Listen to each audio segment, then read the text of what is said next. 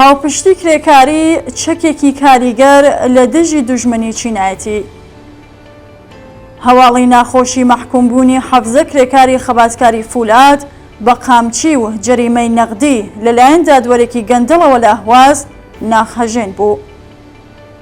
ڕۆژی 5 ڕازبەر مهدی وەلیدپور، خالد شەریفی، ڕەعید عوبەیداوی، تارق خەلەفی، سەید ڕەسوڵ حەڕاق، نادر هەردانی، عەلی نادری، مهدی نەگراوی، مەسعود حەیدەری، عەبدولحسین حەمیدپور، مستەفا عەیبات، عەبدولکەریم سیاحی، کازم حەیدەری، عەلی ئیلاهیفەر، هادی وائلیزادە، حەسەن جاوید حەموودی، غەریب حوەیزاری، 17 کرێکاری لەسەرکار لە گروپی ملی فولادی ئەهواز دوا بە دوای سکاڵای خاوەنکاریە و شرکەتەی کە دەیان دەمەرزێنێت لە دادگایەکی کە هاوشێوەی لە دژی گەلێک کرێکاری دیکە بەڕێوە چووە بەناو دادگای کران و لەلایەن دادوەرێکی دژە کرێکاریەوە سزای 3 مانگ زیندانیکردن و 74 زەربە شەلاق و جەریمەی 2,500,000 تمەنیان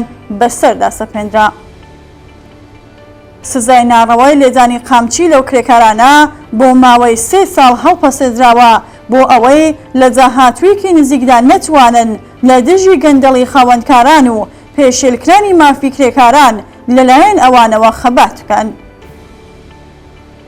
ئەم 17 کرێکارە هاوینی ساڵی 1401 لە کۆبوونەوەیەکدا لە دژی بارودۆخ و گەندەڵی بربڵاو لە بەشی بەڕێوەبەرایەتی ئەو شرکەتە و کەمی ئاستی حەقدەستەکانیان و هەروەها جێبەجێ نەکردنی گەڵاڵەی تەبەقەمەندی کار ناڕزایەتیان دەربڕی بوو.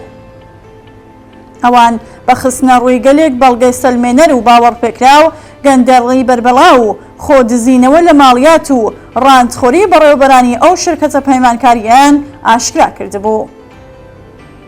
ئەو سزا دژە کرێکاریانە ڕەخنە و ناڕزایەتی زۆری بەتایبەت لە نێو کرێکاراندا لێکەوتەوە. هەر لەو پەیوەندیەدا شۆرای ڕێخستنی ناڕزایەتی کرێکارانی پەیمانی نەوت و شۆرای ڕێخستنی ناڕزایەتیەکانی کرێکارانی نافەرمی نەوت ئەرکانی سالس بە بڵاوکردنەوەی بەیاننامەیەکی هاوبەش دەرکردنی حکمی شەلاق و زیندانیکردن و جەریمەیان بۆ کرێکارانی ناڕازی فولادی ئەهواز لە دژی بەڕێوەبەرایەتی گەندەڵ و کەمی ئاستی حەقدەست و جێبەجێ نەکردنی تەرخی تەبەقەبەندی کرێکارانیان بە توندی مەحکوم کرد. ئەوان ئەو حکمەیان بە ناڕەوا و سەرەڕۆیانە ناوبردو نووسیان ئێمە دوو ڕێکخراوی کرێکاری لە ناوەندە نەوتیەکان بێزاری خۆمان بەرامبەر بەم جۆرە حکمانە کە نیشانەی ئۆپەڕی وەحشیگەری و سوکایەتی کردنە بە کرێکاران ڕادەگەینین. ئەو کرێکارانە دەڵێن پەروەندە سازی حراست و خاوەنکاران لە دژی کرێکارانی ناڕازی فولاد ڕووداوێکەکە لە هەموو ناوەندەکانی کاردا بەردەوام ڕوو دەدات. ئەوان هەروەها ئەوەیان وەبیر هێنایەوە کە ئێمە کرێکارانی هەموو بەشە جیاجیەکانی ئەم کۆمەڵگە پیشە سازیەی نەوتیش لەسەر بنەمای هەر ئەم جۆرە پەیوەندە سازیانە دەست بەسەر و زیندانی کراوین و لە دژی ڕاوەستاوین. کرێکارێکی خەباتکاری فولاد کە نەیویست ناوی ئاشکرا بێت سەبارەت بە پەروەندە سازی و گەندەڵی بەڕێوەبەرایەتی شرکەتی فولادی ئەهواز و حراستەتە گوێ لە مستەکەی بە یەکێک لە ڕاگەیەنەکانی وتووە ساڵی ڕابردوو لە کۆبوونەوەیەکدا کە لە بەردەم بینای دەفتەری ئەو شرکەتە بەڕێوەچوو یەکێک لە بەرپرسانی بەشی پەیوەندیەکانی گروپی ملی نەوت داوای کرد چەند کرێکارێک بە نوێنەرایەتی لە کرێکارانی ناڕازی بامبەستی وتوێژ بچن بۆ دەفتەری شرکەتەکە. هەرکە ئەم کرێکارانە چوونە ناو دەفتەرەکە بەڕێوەبەرەکە دەستی کرد بە شکاندنی کۆمەڵی کەلوپەل و شتومەکی ناو دەفتەرەکە و دواتر دەستی کرد بە هەتوو هاوار وتی کە ئێمە کرێکاران شتەکانی ناو دەفتەرەکە ئێمان شکاندووە. دوای ئەم ڕووداوە ئەوان لە ڕێگەی پارێزەر و بەشی یاسایی شرکەتەکەوە سکاڵایان لە دژی ئێمە تۆمار کرد.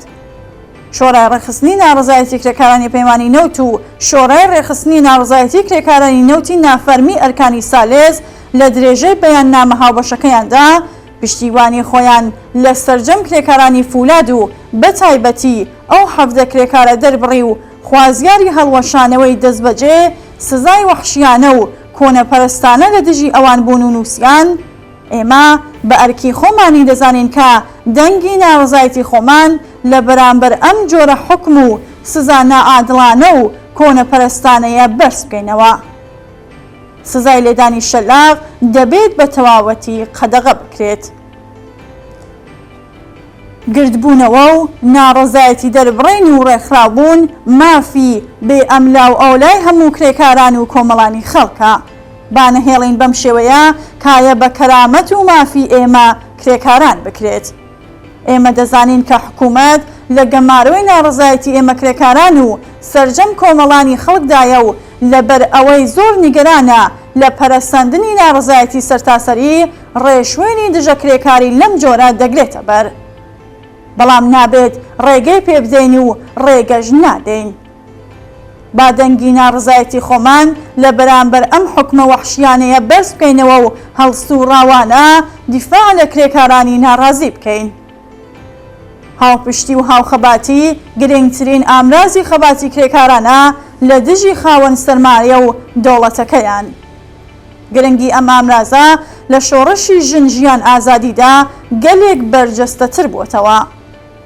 ئەم جۆرە هاوپشتیە دەتوانێت ببێتە هەوێنی یەکگرتووی کرێکاران لە بەشە جۆراوجۆرەکان و پێکێنانی حەزبێکی پۆلیتێری کە لەم ڕۆژانەدا و لە کەش و هەوای شۆڕژگەرانەی زاڵ بەسەر کۆمەڵگادا زیاتر لە هەر کاتێکی تر نەبوونی هەست پێ دەکرێت.